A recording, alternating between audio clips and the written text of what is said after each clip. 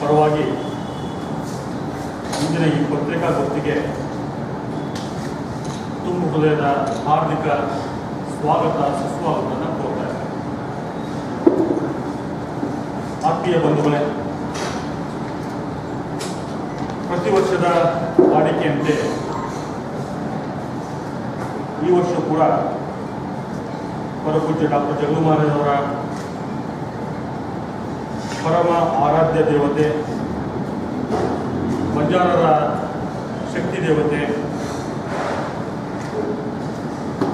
ಮಾತಾ ದುರ್ಗಾದೇವಿಯ ವಾರ್ಷಿಕ ಜಾತ್ರಾ ಮಹೋತ್ಸವ ಅತ್ಯಂತ ವಿಜೃಂಭಣೆಯಿಂದ ಭಕ್ತಿ ಭಾವದಿಂದ ಈ ಬಾರಿಯೂ ಕೂಡ ಕರ್ನಾಟಕ ತಾಂಡಾ ಅಭಿವೃದ್ಧಿ ನಿಗಮದ ಸಹಯೋಗದಿಂದ ಜರುಗಲಿದೆ. ಜಾತ್ರಾ ಮಹೋತ್ಸವದ ಧಾರ್ಮಿಕ ಆಚರಣೆಗಳು ಈಗಾಗಲೇ ಶುರುವಾಗಿದ್ದು, ಜಾತ್ರಾ ಮಹೋತ್ಸವದ ಅಧಿಕೃತ ಉದ್ಘಾಟನೆ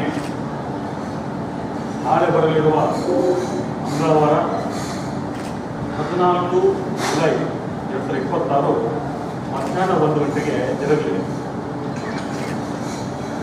ತಮ್ಮೆಲ್ಲರೂ ತಿಳಿದಂತೆ ಇವತ್ತು ಸೋಮಗಟ್ಟಿ ತಾಂಡ ನಂಬರ್ 1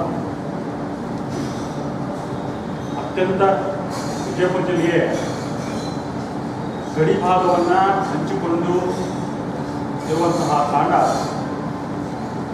ಅತ್ಯಂತ ಹಿಂದುಳಿದ ಪ್ರದೇಶವಾಗಿತ್ತು. ಆ ತಾಂಡಕ್ಕೆ ಸರಿಯಾಗಿ ರಸ್ತೆ ಇರಲಿಲ್ಲ, ಕುಡಿಯುವ ನೀರಿನ ವ್ಯವಸ್ಥೆ ಇರಲಿಲ್ಲ. ಅಂತಹ ಒಂದು ಕುಗ್ರಾಮದಲ್ಲಿ ಪರಪೂಜ್ಯ ಜಗಲು ಮಹಾರಾಜರ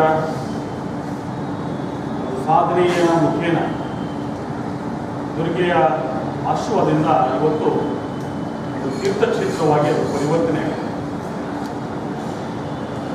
ತೀರ್ಥಕ್ಷೇತ್ರ ಬರೀ ನಮ್ಮ ಭಾಗಕ್ಕಷ್ಟೇ ಅಲ್ಲದೆ ಗೋವಾ, ಸಮಸ್ತ ಮಹಾರಾಷ್ಟ್ರ, ಮಧ್ಯಪ್ರದೇಶ, ಉತ್ತರ ಪ್ರದೇಶ, ಗುಜರಾತ್, ಆಂಧ್ರ, ತೆಲಂಗಾಣ ಹೀಗೆ ಎಲ್ಲ ರಾಜ್ಯಗಳಲ್ಲಿ ಜಗಲು ಮಹಾರಾಜರ ಸಾಧನೆಯ ಮುಖೇನ ದುರ್ಗೆಯ ಒಂದು ಪ್ರಚಾರ ಆಗಿದೆ. ಹಾಗೆ ತೀರ್ಥಕ್ಷೇತ್ರ ಕೂಡ ಅತ್ಯಂತ ದಿವ್ಯವಾಗಿ ಭವ್ಯವಾಗಿ ಇರುತ್ತೆ. ಬಹುತೇಕ ರಾಜ್ಯಗಳ ರಾಜ್ಯಪಾಲರು, ಮುಖ್ಯಮಂತ್ರಿಗಳು, ಮಾಜಿ ಪ್ರಧಾನಿಗಳು, ಶಾಸಕ ಮಹೋದಯಗಳು, ಬೇರೆ ಬೇರೆ ಸರ್ಕಾರದಲ್ಲಿ ಮಂತ್ರಿಮಂಡಲದಲ್ಲಿ ಕೆಲಸ ಮಾಡಿದಂತಹ ಮಂತ್ರಿ ಮಹೋದಯರು ಕೂಡ ಸೋಮಗಟ್ಟಿಯ ಶಕ್ತಿಯ ದಿನದಲ್ಲಿ ದುರ್ಗೆಯ ಅಡಿಗೆ ಬಂದು ತಮ್ಮ ಇಷ್ಟಾರ್ಥಗಳನ್ನು ಈಡೇರಿಸಿಕೊಂಡು ತಮ್ಮ ಕೈಲಾದಷ್ಟು ಸೇವೆಯನ್ನು ದುರ್ಗಾ ಮಾತೆಗೆ ಮಾಡ್ತಾ ಬಂದದ್ದನ್ನು ತಾವೆಲ್ಲ ನೋಡಿದ್ದೀರಿ, ಕೇಳಿದ್ದೀರಿ. ಅಂತಹ ದಿವ್ಯ ಮಹಾತ್ಮ್ಯವುಳ್ಳಂತಹ ಸೋಮಗಟ್ಟಿ ತಾಂಡನವರನ್ನ ದುರ್ಗಾ ಮಾತೆಯ ಸೇವಕರು, ಧರ್ಮದರ್ಶಿಗಳು ಎಲ್ಲರೂ ಮಾತಾಡ್ತಾರೆ. ಪರಪೂಜ್ಯ ಡಾಕ್ಟರ್ ಜಗಲು ಮಹಾರಾಜರು ಸತತ ಅವಿರತ ಪರಿಶ್ರಮದಿಂದ ಇವತ್ತು ಯಾವ ಬರದಿಂದ ಕಂಗೆಟ್ಟು ಸೋಮಗಟ್ಟಿಯ ತಾಂಡ ಜನ ಸತತವಾಗಿ ಗುಳಿ ಹೋಗ್ತಾ ಇದ್ರು, ಇವತ್ತು ತಮ್ಮದೇ ಆದ ಒಂದು ಸ್ಥಾನಮಾನವನ್ನು ಕಂಡುಕೊಳ್ಳಲಿ ಯಶಸ್ವಿಯಾಗಿದ್ದಾರೆ. ಮತ್ತು ಸಹಕಾರಿಯಾಗಿ ಆಮೇಲೆ ರೈತರು ಆಧುನಿಕ ಭಗೀರಥ ಎಂ ಬಿ ಪಾಟೀಲರ ಕನಸಿನ ಕೂಸು ಜಲಕ್ರಾಂತಿಯನ್ನು ಮಾಡಬೇಕಾಗಿತ್ತು. ಆ ಜಲಕ್ರಾಂತಿಯ ಮುಖಾಂತರ ಇವತ್ತು ಹಸಿರುವಲ್ಲಿ ಕಂಡುಗಳಿಸ್ತಾ ಇದೆ. ಆ ನಿಟ್ಟಿನಲ್ಲಿ ಇಡೀ ಭಾರತ ಅಷ್ಟೇ ಅಲ್ಲ, ಜಗತ್ತಿನ 20ಕ್ಕೂ ಹೆಚ್ಚು ರಾಷ್ಟ್ರಗಳಲ್ಲಿ ಇವತ್ತು ಬಂಜಾರ ಸಮಾಜ ಹರಿದು ಹಂಚಿ ಹೋಗಿದೆ. ಯಾವ ತಾಂಡದಲ್ಲೂ ಕೂಡ ಹೆಲಿಪ್ಯಾಡ್ ಇರುವಂತಹ ಪ್ರತೀತಿಯಾಗಲಿ ಉದಾಹರಣೆ ಆಗಲಿಲ್ಲ. ಅಂತಹ ಯಾವ ಕುಗ್ರಾಮದ ಹಣೆಪಟ್ಟನ್ನು ಅಂದುಕೊಂಡಿತ್ತು ಆ ಸಂದರ್ಭದಲ್ಲಿ ಮಾಜಿ ಪ್ರಧಾನಿಗಳು, ರಾಜ್ಯಪಾಲರುಗಳು, ಹಲವು ರಾಜ್ಯಗಳ ಮಂತ್ರಿಗಳು ಈ ಕಾರ್ಯಕ್ರಮಕ್ಕೆ ಬರಲು ಅನುವಾಗಲಿ ಅಂತ ಪರಪೂಜ್ಯ ಜಗಲು ಮಹಾರಾಜರು ತಾಂಡಾದಲ್ಲಿಯೇ ಇವತ್ತು ಹೆಲಿಪ್ಯಾಡ್ ನಿರ್ಮಿಸೋದು ಶಾಶ್ವತ ಹೆಲಿಪ್ಯಾಡ್, ಬರೀ ತಾತ್ಪೂರ್ತಿಕ ಅಥವಾ ಟೆಂಪರರಿ ಇಲ್ಲ, ಶಾಶ್ವತ ಹೆಲಿಪ್ಯಾಡ್ಗಳನ್ನು ನಿರ್ಮಾಣ ಮಾಡಿದ್ದು ಇದೊಂದು ವಿಶ್ವ ದಾಖಲೆ ಅಂತ ನಾವು ಹೇಳಬಹುದಾಗಿದೆ.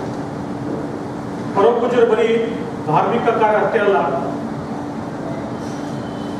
ಸಮಾಜದಲ್ಲಿ ಮುಂಚೂಣಿ ಮೇಲೆ ಬರಬೇಕು, ಪ್ರಮುಖವಾಗಿ ಬರಬೇಕಾದ್ರೆ ಶಿಕ್ಷಣ ಅತ್ಯಂತ ಪ್ರಮುಖವಾಗಿದ್ದು, ಸಮಾಜ ಶಿಕ್ಷಣದ ವಂಚಿತವಾಗಿದ್ದರಿಂದನೇ ಬಹುಪಾಲು ಜನ ಗುಳಿ ಹೋಗ್ತಾ ಇದ್ದಾರೆ.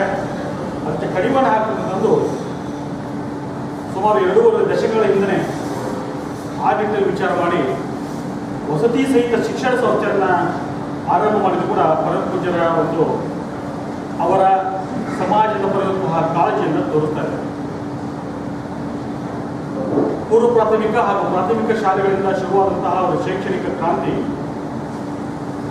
ಧಾರ್ಮಿಕ ಚಳವಳಿಯ ಮುಖೇನ ಧಾರ್ಮಿಕ ಜಾಗೃತಿ ಸಮಾಜದ ಕಟ್ಟುವ ಕಾರ್ಯದ ಜೊತೆಯಾಗಿ ಇವತ್ತು ಅದು ಪದವಿ ಪೂರ್ವ ಮತ್ತು ಪದವಿ ಮಟ್ಟದ ಶಿಕ್ಷಣ ಕೊಡುವ ಮಟ್ಟಿಗೆ ಅವರು ಶಿಕ್ಷಣ ಸಂಸ್ಥೆ ಬೆಳೆಸಿದ್ದಾರೆ ಅಂದರೆ ಅವರ ವಿಶೇಷ ಕಾಳಜಿಯನ್ನು ತೋರಿಸ್ತಂತ ಹೇಳಕ್ಕೆ ಇಚ್ಛೆಪಡ್ತೇನೆ.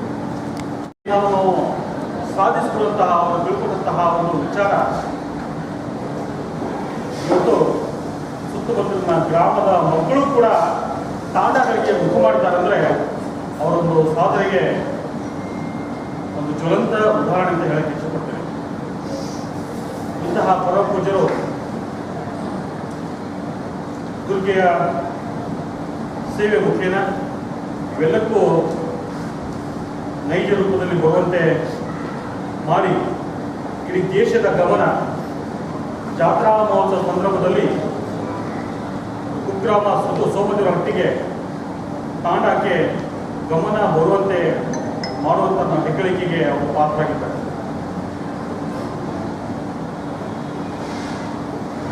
ಹಲವಾರು ರಾಜ್ಯಗಳ ರಾಜ್ಯಪಾಲರು ಹಾಗೆ ಕರ್ನಾಟಕದ ಹೆಮ್ಮೆಯ ಪುತ್ರ, ಕರ್ನಾಟಕದ ಮಣ್ಣಿನ ಮಗ ಅಂತ ಕರೆದಂತಹ ದೇವೇಗೌಡರು ಕೂಡ ದೇವಸ್ಥಾನಕ್ಕೆ ಭೇಟಿ ಕೊಟ್ಟು ದೇವಿಯ ಆಶೀರ್ವಾದಕ್ಕೆ ಪಾತ್ರರಾಗಿ ಪರಮ ಪೂಜ್ಯರ ಪ್ರೀತಿ ಕೂಡ ಪಾತ್ರರಾಗಿದ್ದು ಕೂಡ ನಮ್ಮೆಲ್ಲರಿಗೂ ನೆನಪಿಸಕ್ಕೆ ಇಚ್ಛೆ ಪಡ್ತಾರೆ.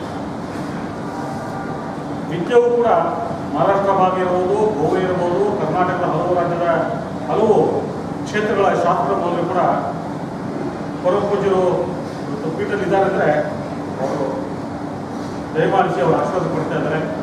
ಹಾಗೆ ಕೂಡ ಅವರ ಮುಖೇನ ಶಕ್ತಿ ನೀತಿಗೆ ದೇವತೆ ದುರ್ಗೆಯ ಆಶೀರ್ವಾದ ಲೋಕ ಕಲ್ಯಾಣಕ್ಕೆ ಉಪಯೋಗ ಆಗಲಿ ಅಂತ ಮಹೋನ್ನತ ವಿಚಾರದಿಂದ ಜಾತ್ರಾ ಮಹೋತ್ಸವವನ್ನು ಪ್ರತಿ ವರ್ಷ ಕೂಡ ಅವರು ರೂಪಿಸಿಕೊಂಡಿದ್ದಾರೆ. ಈ ಬಾರಿಯ ಜಾತ್ರಾ ಮಹೋತ್ಸವಕ್ಕೆ ಮಾಧ್ಯಮ ಮಿತ್ರರ ಮುಖೇನ ರಾಜ್ಯ ಅಷ್ಟೇ ಅಲ್ಲ, ದೇಶದ ಪ್ರತಿಯೊಬ್ಬ ಶಕ್ತಿಯ ಆರಾಧಕರಿಗೆ ತಲುಪಲಿ, ಅವರೆಲ್ಲರೂ ಒಂದು ಜಾತ್ರಾ ಮಹೋತ್ಸವ ಪಾಲ್ಗೊಂಡು ತಾಯಿಯ ಒಂದು ಆಶೀರ್ವಾದಕ್ಕೆ ಪಾತ್ರರಾಗಲಿ. ಇದರಿಂದ ಲೋಕಃ ಸರ್ವೇ ಸುಖಿನೋ ಭವಂತು ಅಂತ ನಾನುಡಿದೆಯೋ ಅದರಂತೆ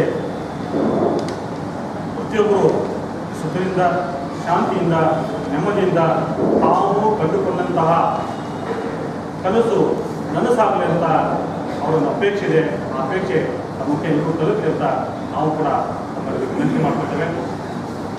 ಸಂಪೂರ್ಣವಾಗಿ ಕಾರ್ಯಕ್ರಮದ ವಿವರವನ್ನು ಪರಮ ಪೂಜ್ಯರು ತಮ್ಮ ಜೊತೆಗೆ ಹಂಚಿಕೊಳ್ತಾರೆ.